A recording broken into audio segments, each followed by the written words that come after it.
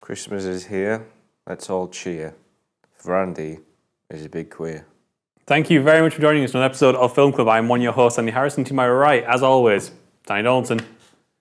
Every single week in Film Club, we invite you along to watch a film with us, and this week is no exception, even though it's Christmas time. Andy, we are here to talk about...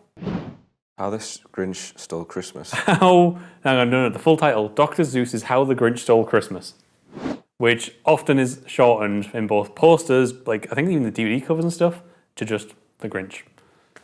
So, this is the one I've been looking forward to for ages, because this is your favourite Christmas film.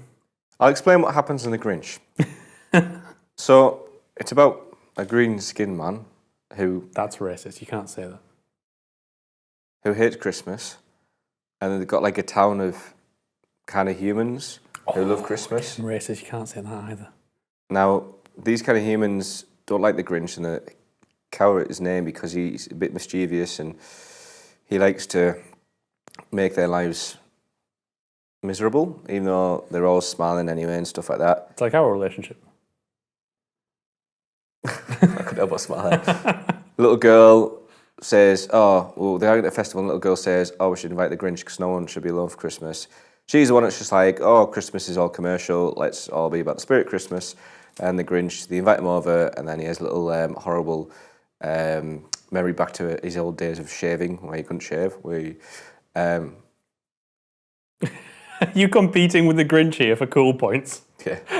And then he comes back and he gets a bigger heart, and then he decides to save Christmas, because he took it away because he stole the presents. So yeah, it's a film about... And how do you feel about the Grinch? I fucking hate this film. I fucking hate this film. Why do you hate this film? What's the point? Like, I get it's Dr. Seuss, and admittedly, I never grew up in Dr. Seuss, so I don't have that love for it, but what's the fucking point? Why can't you just tell a Christmas film? Why, like, what the thing annoys me most is why do the weird human things have to not be human? Why is the extra production value put in it? It's just like, to me, it's just, what the fuck's the point? Yep. Like, genuinely, in The Grinch, I get why he's like that, but then it's like, it's nothing we haven't seen before. Yes, Jim Carrey is good, but he's only...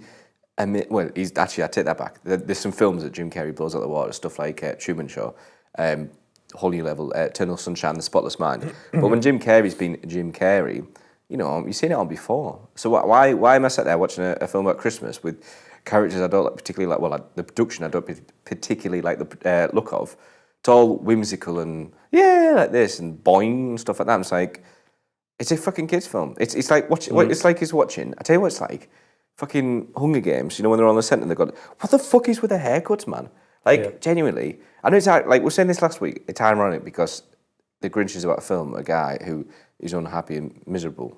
Me right now doing this fucking review, right? But what the fuck's the point in the hair? And not just what it is. It's like a CBeebies version of Inner Sanctum of the Hunger Games.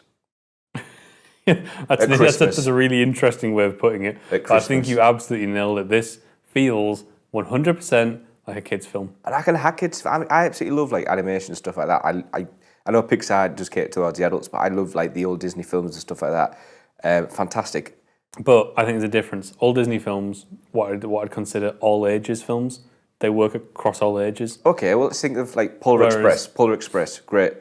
Golden Compass, they all tend to cater towards younger generation. Fantastic films. Really, Polar Express is superb. There's a great film where it's got like all that kind of whimsicalness, but not to the scale that The Grinch does. Where you got like Tom Hanks with the tickets going, yep, and his mugs and like that. Fantastic. And like what the whole new story, what they achieved that film. But for this, it's just like, it's nothing I haven't seen before. It feels like, it is 2000. So for me, it feels dated, but it feels more dated than 2000. It feels like... It feels weirdly dated. Do you know what this feels like a lot of the time? Tim Burton's 89 Batman film. It's got that sort of production value where like, in his sort of like version of Gotham, it's not just a street in a city. It's like Tim Burton's sort of like more gothic street and this more gothic city. And this is the same sort of thing, but like Christmassy. This bored the living hell out of me. Oh, thank God, thank God. I was like... I got halfway through this. I was like, please be over soon. Please be over soon. It's an hour and a half long, isn't it? I was like, oh, fucking hell, why? I checked the timer and I was like, because I think I got to the point where it was fucking your fault, he comes down from the mountain Yeah. Oh, yeah, when he comes for the festival thing. Yeah, and I was like, that's about halfway, and I was like, I can't do this. It's so boring. I'm It's not gonna like, lie, I was doing it whilst working. I actually chose to do work over this. I fucking work in spreadsheets, by the way, so you can see how interested I was in this film. I think it's 100% made for kids, and again, there's nothing wrong with that. But then they're throwing random like adult humor. But who's that for? Because The adults. one adult humor I got was, why does that kid look like your boss? Yeah, Which I actually quite found it good. quite funny. Yeah. Yeah. And there was another part I liked as well. Is when he's nicking, he goes to their fridge and he goes, there's a couple of good things about this film, and it's where he goes, he schlupped to the fridge and goes, schlup.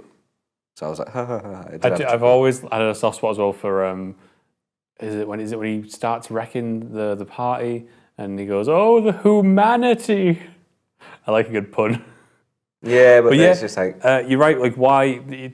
I know it's written to be like these are the Who's and they live in Whoville, but everything's just this weird heightened reality. And like, why can't a pencil just be a pencil? A pencil instead has to be this weird shape. Yes, I agree. I think this is my major issue. Why can't the kids just have like kind of extreme hair? Like, there's that kid that I think is the one he's in love with, who has ABC. Her hair is written into letters of ABC. I'm like, it's too much. It makes you feel like a Grinch. Yeah. Which I don't think is the intention. No, well, actually, that would be really clever. But that would be really clever. Intention. Do you reckon that might be why? No, not at all. Right, okay. I don't think that's the intention at all. And the one like sin cherry on top of this whole thing, it is shot like somebody had one leg that was at least a foot shorter than their other leg.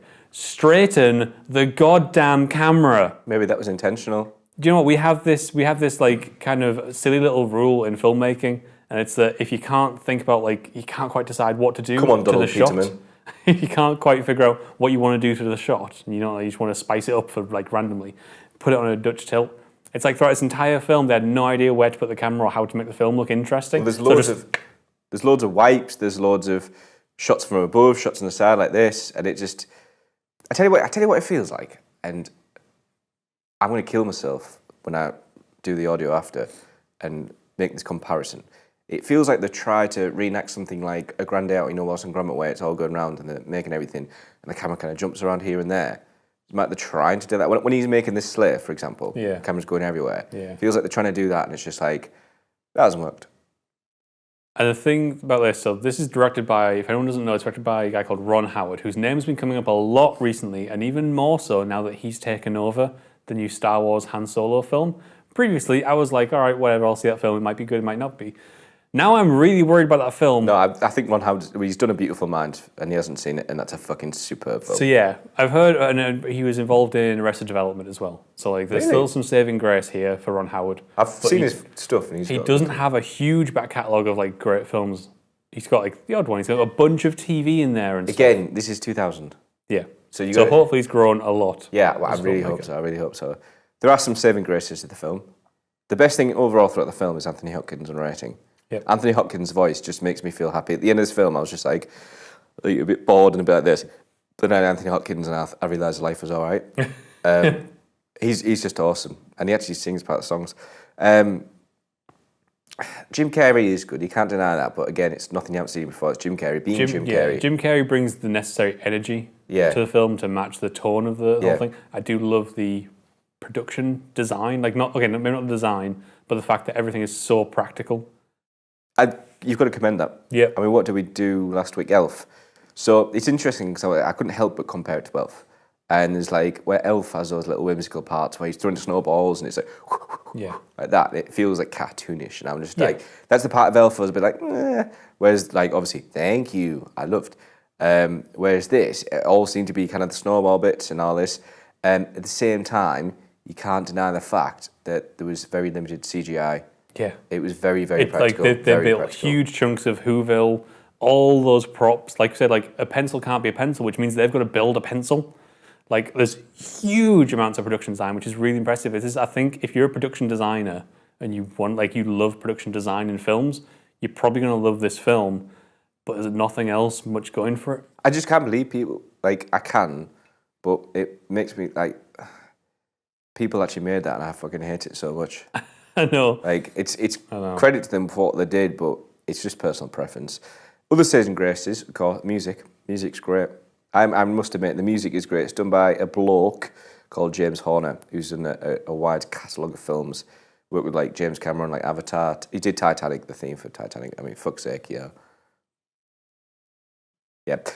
No, it's really, really good. And he obviously there's parts where the singing it. There's parts where Jim Carrey sings. I quite like the songs.